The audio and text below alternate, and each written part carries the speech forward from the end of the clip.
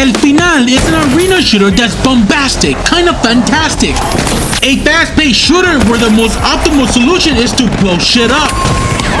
The constant and erratic destruction that forces you to think on your feet, and the best shooter that's undoubtedly under the radar. And also a game I kinda don't like.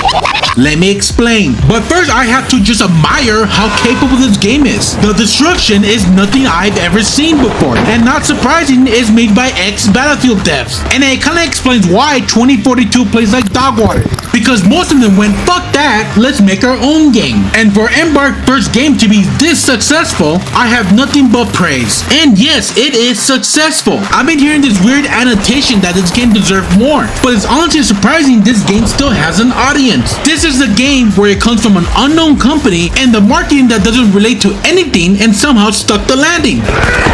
And yeah, maybe this game does need more natural marketing, which is not surprising. Many YouTubers noticed this and gave this game more exposure. And I don't blame them, because the shooter genre right now is kind of dull. And get the fuck out of my sight before I demolish you. And COD looking very unrealistic, even though I personally don't care. This game makes me appreciate the world building, because they can do whatever the hell they want and it'll still make sense. They even have a tactical hammer with a sight for an extra advantage. And God, I wish I had money. And what clashes with the virtual fashion game show is the previous mentioned insane destruction. The destruction is a major identity that helps this game pop out, and adapting to the chaos is the name of the game. And yeah, you can have hundreds of hours into aim lab and just win most encounters like that. But throwing propane? Why am I saying propane? But throwing propane at someone will still have the same effect. It's like a playground waiting to be thrashed in, and nothing completes a playground without some fun toys. And spread between the three classes, weight class, archetypes, I don't know. Honestly, I just don't know. In general, the gameplay is amazing. People burst into coins upon death, the crowd cheering from the background when I divide someone's head from the shoulder.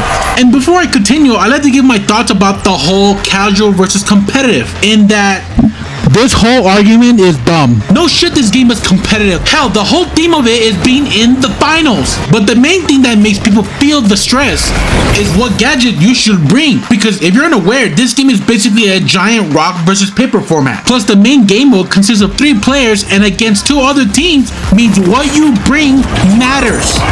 And this sense of urgency is what drives people to try harder, and unfortunately feels more competitive. And I am honestly impressed, because I always have been on the casual side for shooters. Because most competitive shooters to me is either a point and click head game or trying to copy the point and click head game. And even though this game is a sweat fest, I managed to put it behind me and just enjoy the moment. And just a little reminder, I usually focus my overview around solo queuing, because yes, this game is 1000% better if you're playing with a squad. And it's not like there's a lack of teamwork, it's just so few and far between. And the reason I'm bringing it up is because I want you to at least try. It is as simple as spotting someone to make a difference, and it's satisfying when you help a teammate clutch their fight, and they will very much appreciate that.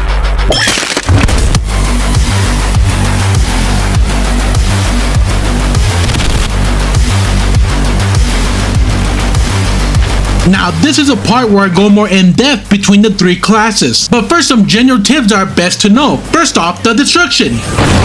Any and all buildings are destructible. And I don't mean, oh, you could destroy this wall. You could bring down entire structures. It's a fundamental part of the game, and new players need to adapt to it, because it's just beneficial. Creating new sightlines, surprising players by busting through walls. The maps aren't in a way designed to be taken advantage of, and the aftermath just shows the insanity of it. So just having one destructible equipment will make you very flexible.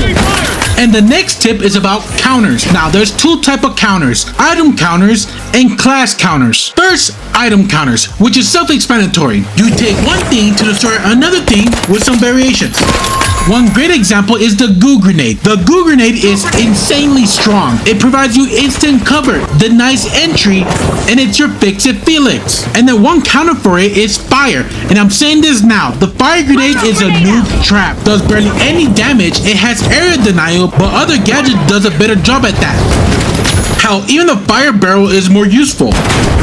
And now for the classes. The big difference between the 3 weight classes are health size and hitbox. Lights being the weakest have a small hitbox, heavy being the biggest rely on his health, and medium being the middle ground for both. You're generally going to fight a combination of these 3 classes, giving you another reason to choose wisely. And before I get into the specifics, this is honestly another reason this game vexes the shit out of me, is that some of you don't change your loadout. I sometimes have to change everything just to keep up, and honestly, I don't blame you. Not every gun or gadget is fun to use. Now let's get started with the light class. Lights, in short, is about decimating one target and running the fuck away, because engaging in an unfavorable gunfight with this health bar will get you deleted. Now there's 2 things help a light keep up. That's speed and the fast TTK. You generally want to avoid extended gunfights and look or create the best moment to strike. And even though lights are naturally fast, they have extensive gadgets to keep them alive. And trust me, you're gonna need it. Expect landmines, glitch traps, toxic gas, anything that hinders your movement. And if you can't sit through that wall, don't risk it. Now you might be thinking I'm being dramatic. Hell no. Now tell me, were you rushing or were you dragging? Because some of you think you're John fucking Wick just to get squashed into a wall.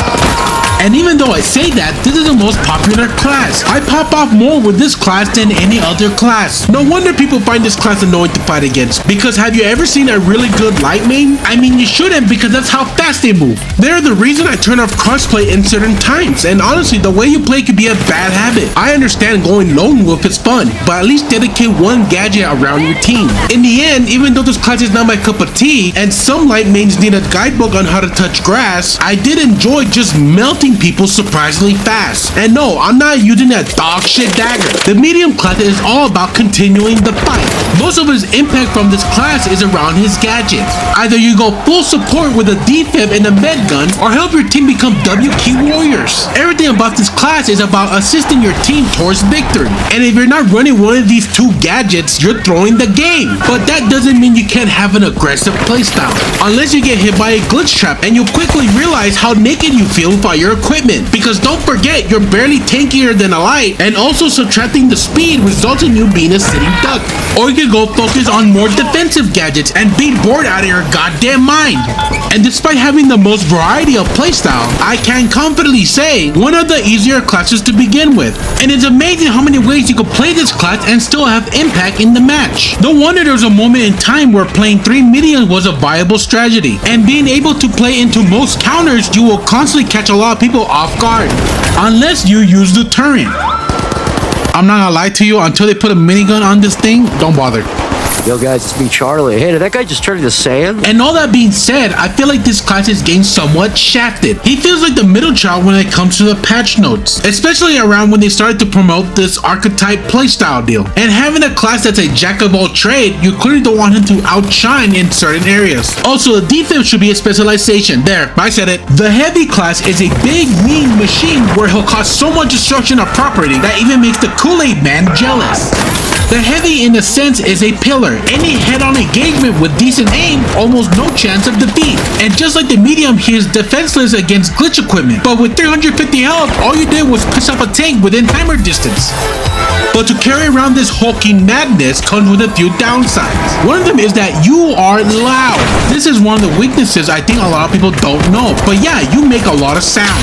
Plus, having the slow speed out of the 3 classes, it is a skill issue if you manage to get surprised by a heavy. And lastly, ladies, bigger isn't better, because you'll get poked out of your goddamn mind. And I swear, I feel like I land more headshots whenever I'm shooting at a heavy. And with this weakness in mind, you need to commit to the engagement 100% of the time. And his playstyle showcases that. Everything is about pushing your way in and controlling your surroundings, either with defensive equipment or entering by politely forcing yourself in. If being polite doesn't work, show them what drywall tastes like. And I love this class. I always love being the icebreaker for the team. It's just an amazing feeling. He definitely benefits the most when it comes to the destruction, which the developers attended because he had the most destructive equipment. And the charging slam is the best. Pretty sure some of you noticed by now by how many times I had it on screen. It's just funny because how primitive it is compared to the other specialization. And it just works. It was what kept me hooked into this game until I felt confident enough to experiment with other specializations. And to keep it short, specializations are the main weapon gadget that changes how you play. They're strong on their own, but they work better if you understand how synergy works. Synergy works both ways. For example, the hook claw on the heavy is basically a yoink ability. What works well with this specialization are hard-hitting weapons, because guaranteed damage is always nice. And if you flip this example, weapons like the dagger on light are abysmal, but paired with the dash, the weapon becomes more usable. This is just a small grasp on how much depth this game has. And I gotta say, this game is surprisingly balanced. There's obviously small outliers and some annoyance, but to juggle so many different variables is astonishing and clearly made by professionals. But that doesn't mean I don't have a few gripes to say. What, you expect it to end on a positive note? One of my biggest complaints is that it takes you guys way too long to rework gadgets. I remember using thermal vision back in summer, and as of December while I'm writing this, they're still being worked on. I understand why they're doing this, but this is absurd. And the like class hate is a little bit dramatic. I mean, I see the reason, but can you blame them? You kinda need to play like a mosquito, and at least for me, 90% of lobbies, usually the light player just end up being squashed. And for Christ's sake, unlock everything before you try rank. And lastly, I created a wish list, which one of them have been checked out when they added this new game mode. And this big team battle is what this game needed. And it just elevates the chaos a lot more. And my last wish is somewhat obtuse. I wanted to add more funky weapons, melee weapons, weapons that affect the environment. And there's not a problem with the occasional P90, but weapons like these really showcase the personality of what this game is about. Because for Christ, it's a game show. How are you supposed to entertain the audience with basic AKs when the true way to become winners is with style? And it's all thanks to Vaya. We, as one, should hit that subscribe button. And a few words before I end my video. I was gonna bring up the talk about AI usage and my 2 cents, but decided to hold it because the next game I'm gonna talk about is all about AI. And 100% is going to be my next review. And yes, I know it's made by the same company, but I don't want to say too much and hold back my thoughts. Also, what the fuck is going on with China? I keep seeing a lot of fireworks over there.